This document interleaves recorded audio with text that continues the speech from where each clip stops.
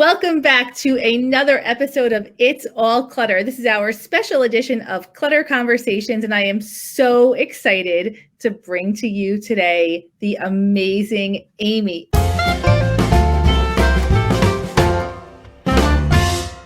Aimee, welcome to the podcast. Thank you, Jess.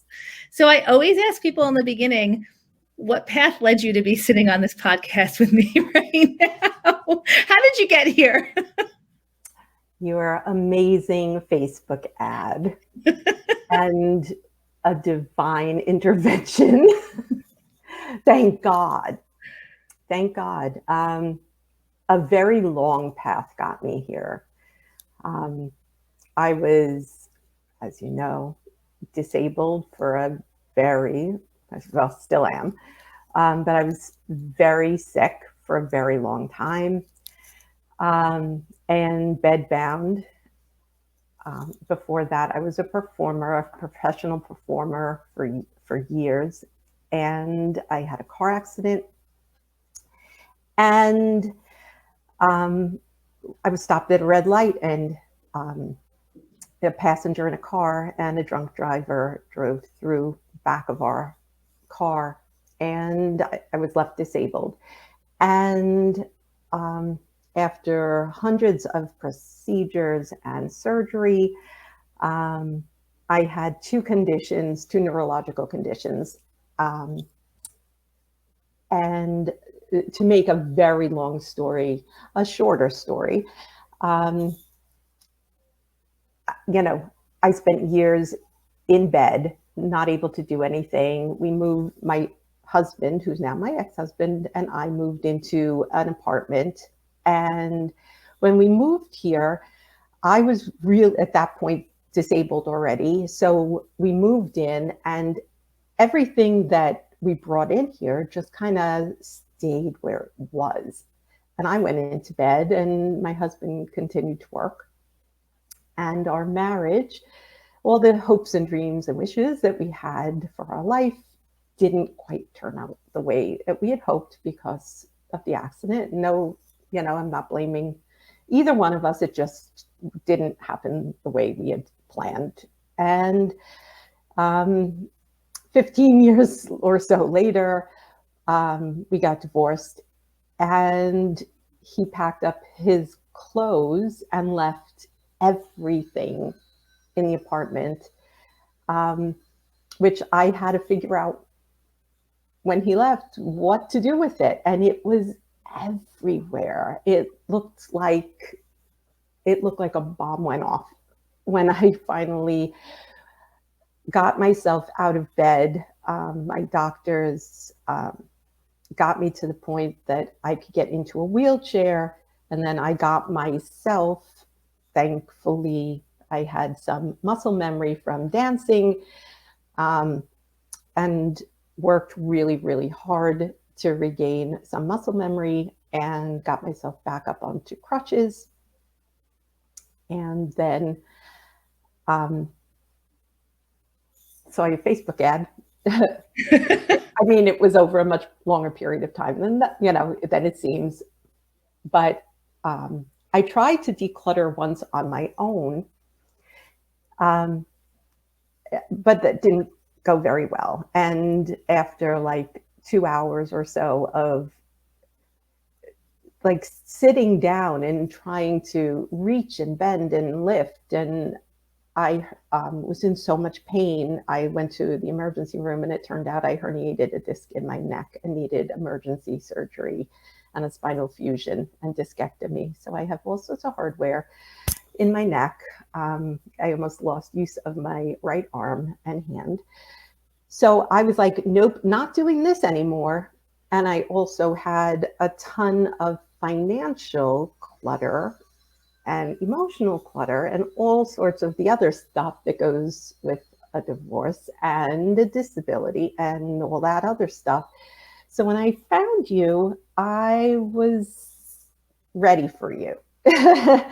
I needed help, and I didn't know how to do it on my own, that's for sure. So finding your ad was like a godsend. So that's how I came to you. Aimee, your story, I know Aimee and I are very close now. We've been working together for almost 2 years, right? Yep. And Aimee reached out to me immediately when she saw my ad and said, "Do you think this can work for me? Here's my story." Now, working with lots of people who have clutter, I've heard a lot of stories, like a lot.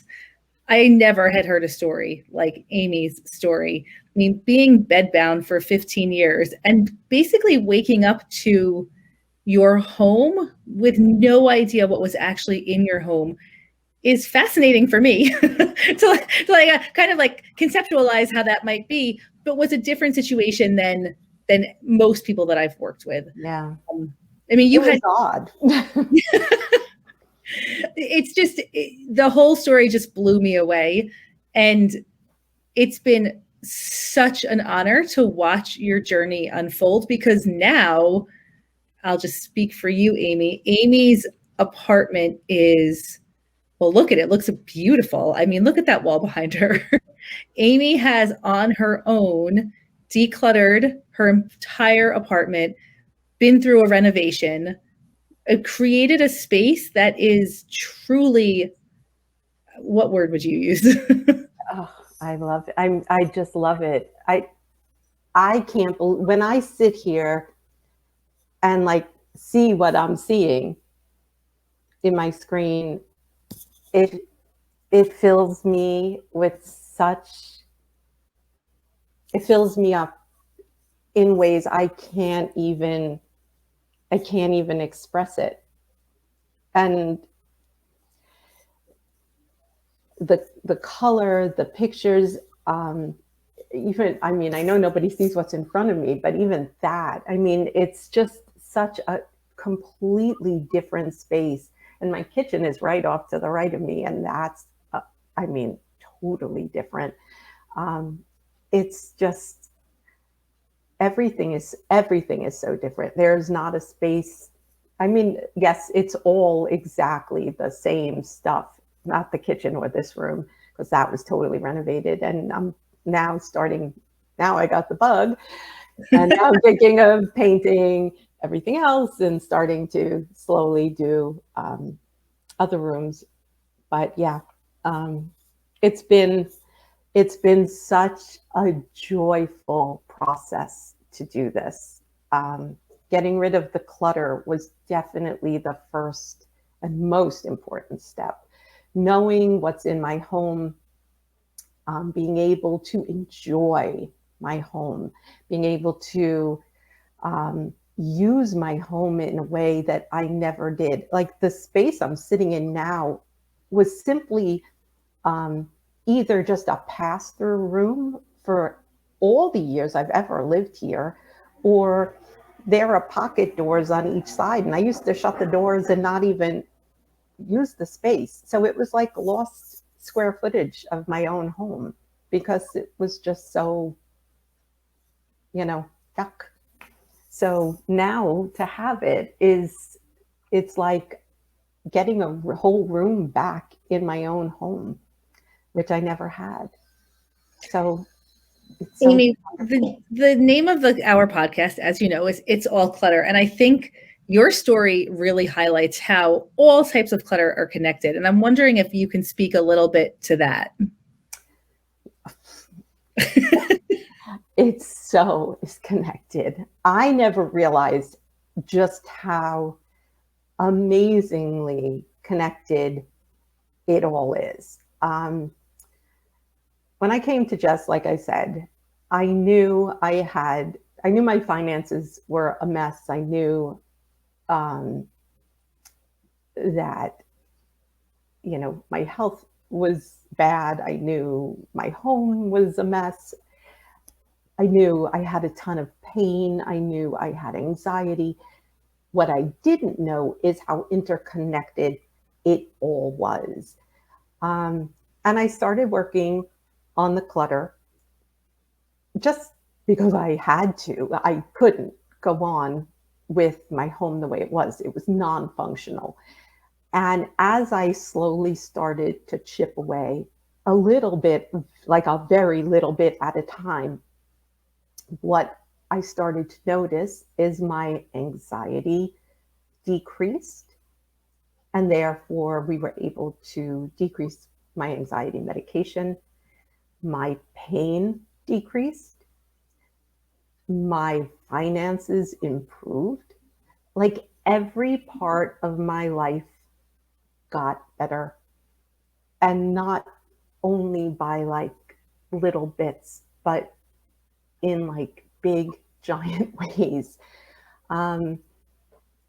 That the life I'm living now is, I couldn't have possibly imagined a year ago that I would be living the life that I'm living today. And I'm not saying it's perfect, and I'm not saying it's the life I was living before the accident. I mean, it's not, but it's so much better. And it's better in such different ways that fill me up in sometimes even better ways than it was before. So, Wow. yeah. I feel like there's so many ways I could go with this interview. There's so many questions that I think people would like to hear about. One of the things that really stood out to me during this whole journey, so we'll say with this clutter is connected thread. I'm adamant that I don't think the medical profession really questions enough about your living environment, right? I think there's a huge actual impact on your health that's measurable if you're living with a lot of clutter, because like you said, it's overwhelming, it's chaotic. In your case, it also wasn't safe, right? Because you're disabled, and to have clutter in your house when you're dealing with a physical limitation or a disability is just straight up unsafe. Yep. But I was really, really blown away when you told me that no doctor had ever asked you about your living environment. No, and I'll go even deeper there.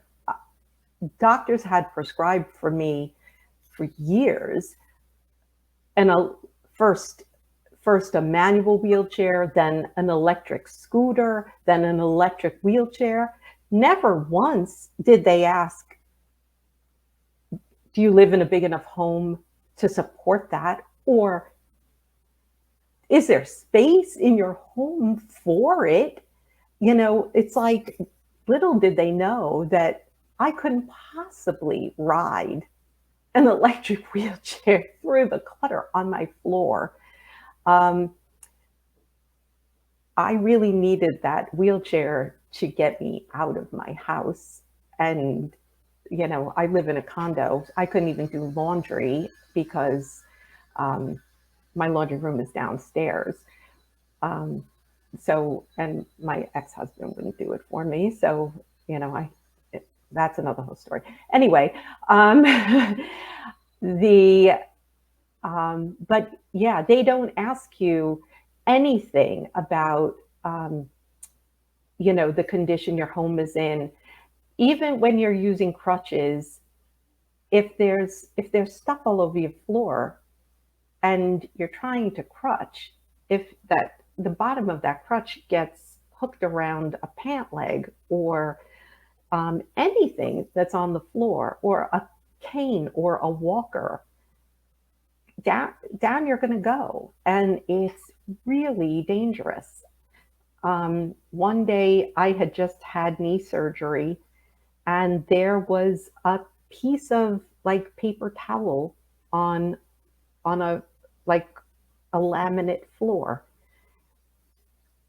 and I had I had my knee all wrapped up from the knee that I just had the surgery on, and my other foot, which was a bad leg, the other bad leg, the better bad leg, hit that piece, like a little piece of towel, and slipped out.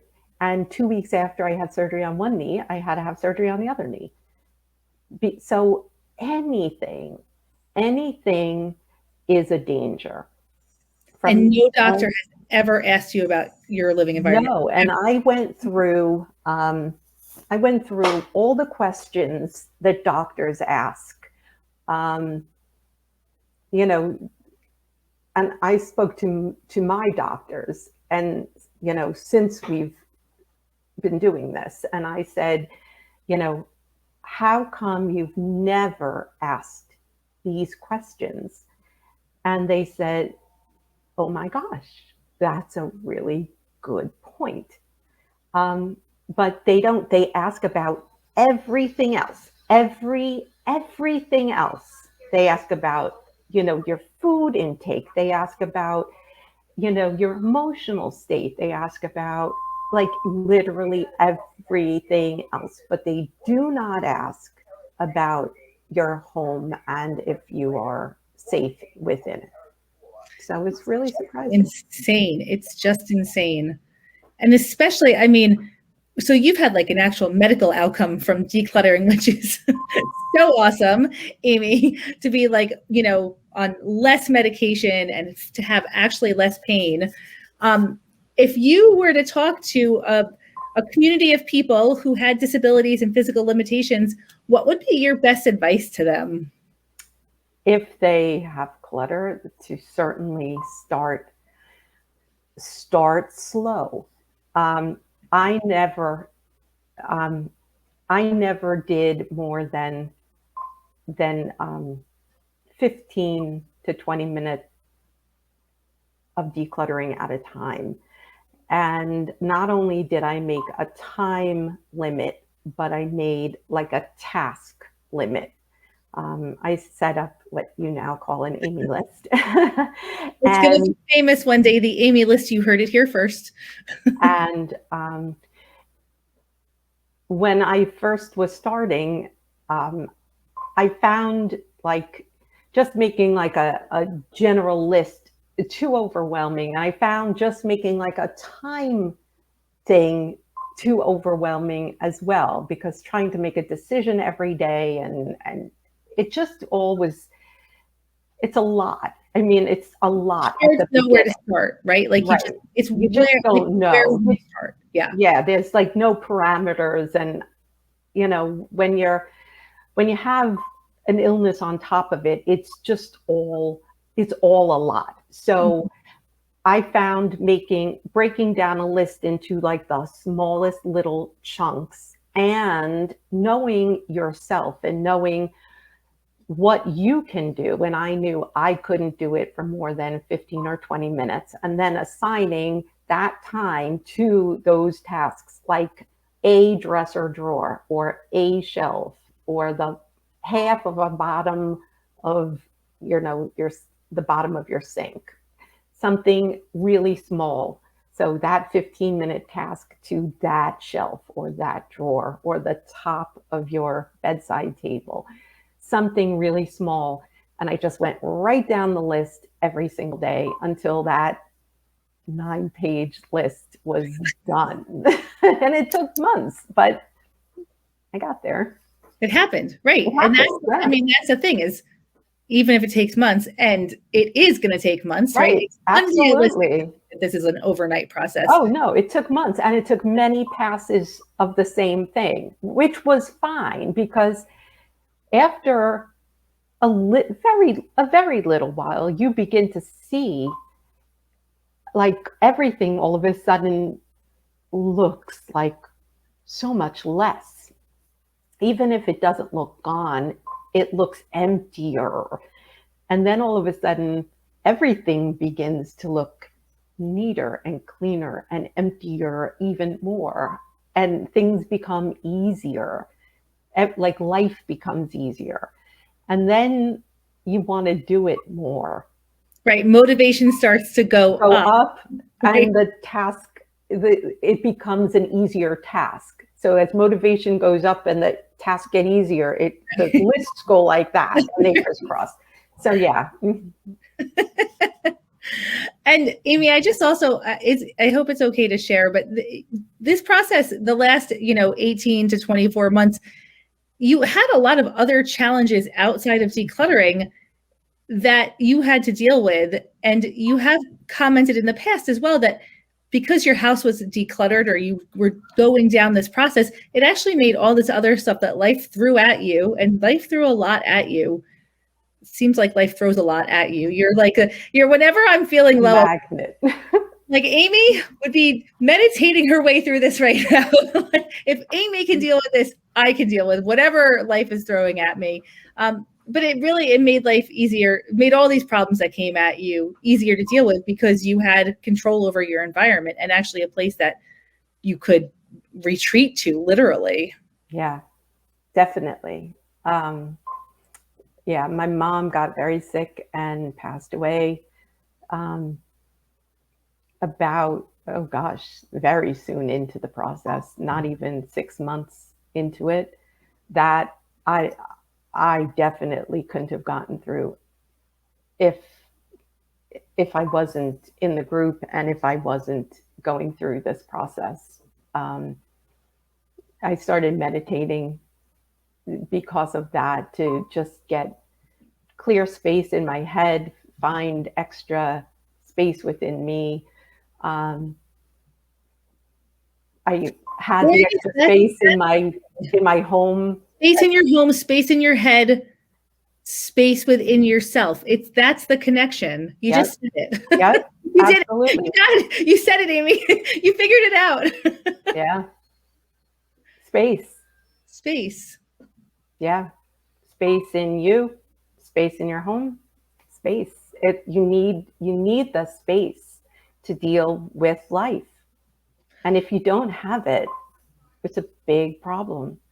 Okay. So this is, you're like, my wheels are turning here. I saw it happen. Because when life throws those problems at you, and life throws problems at all of us, right?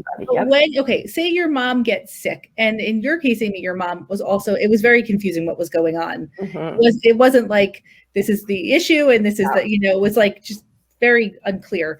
So you have a lot of things that you have to start processing in your head: emotions, information, data, right? Like there's a lot of stuff. And that's why the decluttering helps. Mm-hmm. There's order to it. Yes. And that same process helps with anything else in life. Once you have a process that you can go through in life as well as anything else, it helps with everything else. Right. Even if you don't realize but it is the same process. Same process. 15-minute chunks. Yep. I even remember you told me you were meditating for 15 minutes, like 3 times a day. That's the number. Yeah. Magic. There's the magic. Wow. I feel like this is an offshoot to a whole other podcast. Okay. So now that we have established that, here are some other questions that I ask people on our show. What is your first memory of clutter? If you go down memory lane, like where does this all start? My first memory of clutter, my mom was very specific in keeping her home. Oh, everything is backwards on the screen. So I see hair here and it's here. Okay. Anyway, she was very specific. You couldn't use a living room to sit in, even though there was a couch in the living room. So you could only sit in certain rooms in a house. And if you were to sit there, it was not good. But in my own space, I was allowed to keep things however. Well, I was told I was allowed to keep things however I wanted within my own space. Not true. Because I tried one day I had a bookshelf and this really weird, I guess it was like my room was in the staircase was there. So there was this big hump, kind of like, it was the top of the staircase basically in my bedroom as a kid. And like there were toys that were stored on top of that. Basically it was the top of the staircase. And then there was a bookshelf on top of that. So one day I took the toys off of that in the way I thought it should be, because I was told I was allowed to do so. And I took some books out and put them in my bed because I wanted to read, the way a kid would want to read a bunch of books. And my parents came in, and oh boy, did the blank hit the fan.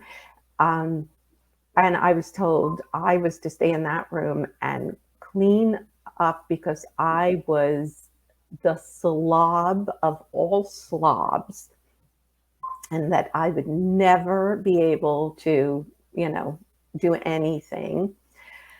And even when I cleaned it and they came back to check, I was told, no, it wasn't right. It was not good enough. I'll never be good enough.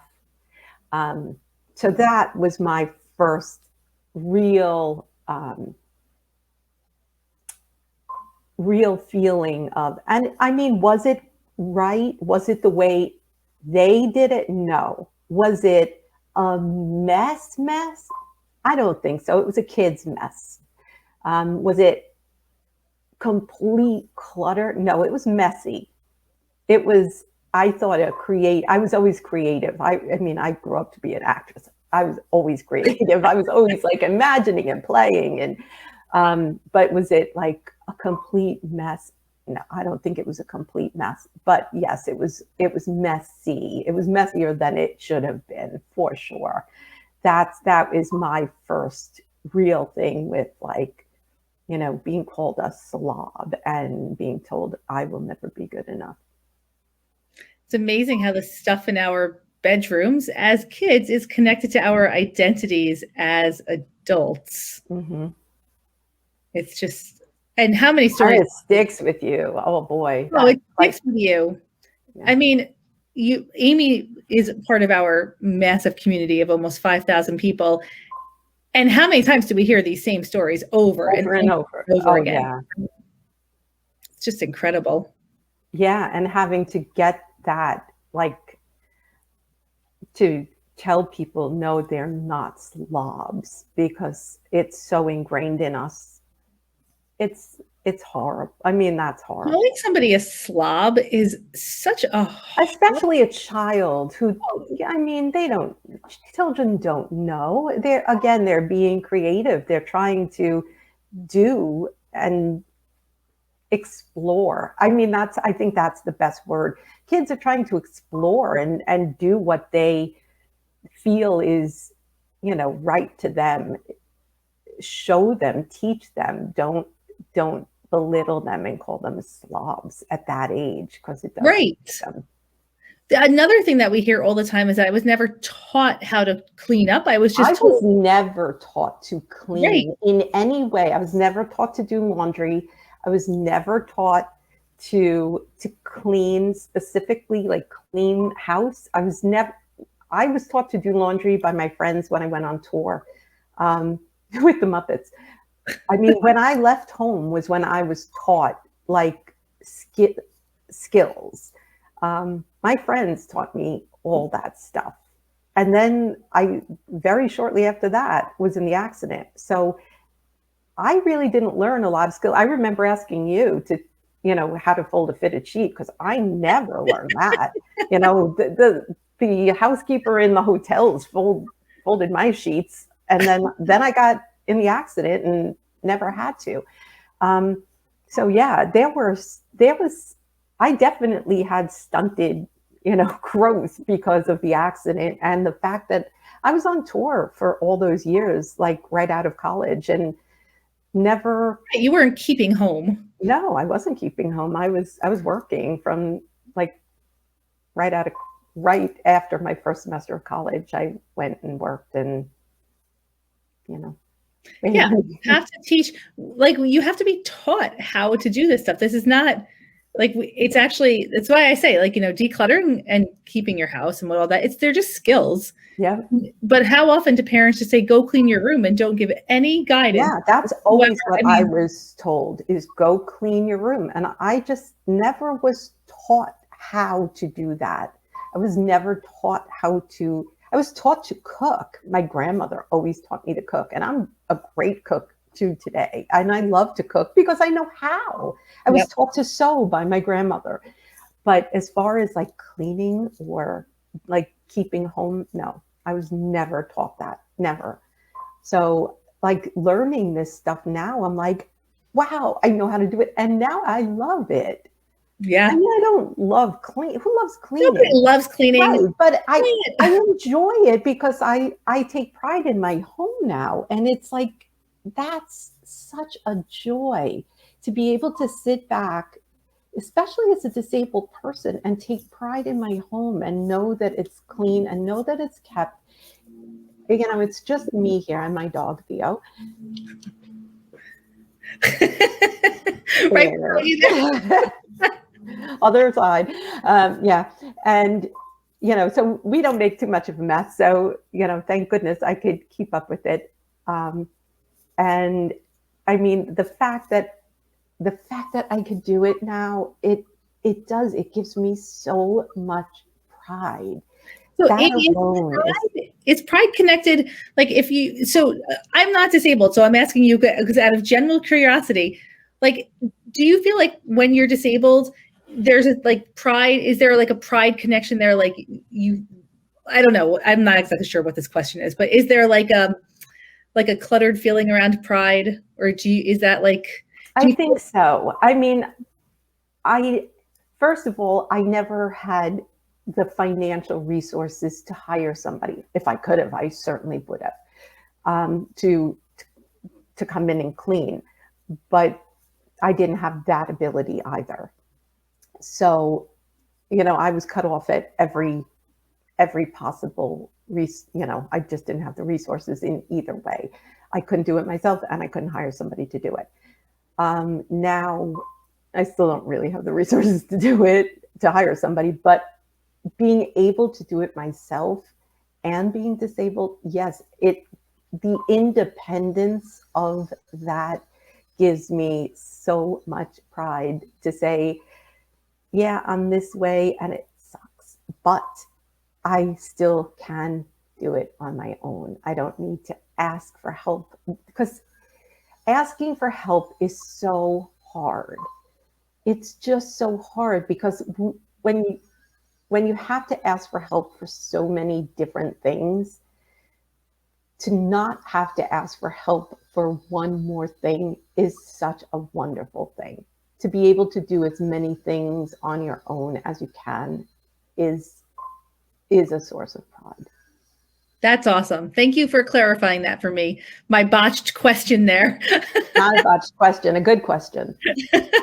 Maybe not stated correctly, but I appreciate the explanation because I do now very clearly see that connection, and it makes a lot of sense. And I feel like we have a lot of depression and anxiety when we have a lot of clutter, and it is connected to pride, whether you're disabled or not. And that's a really good connection to keep in mind also.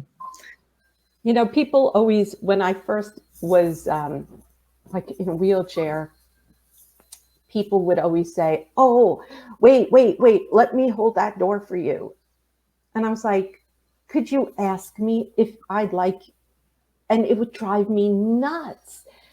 And it wasn't so much that they would hold the door, but assume that I would want the door held and not ask if I would want the door held.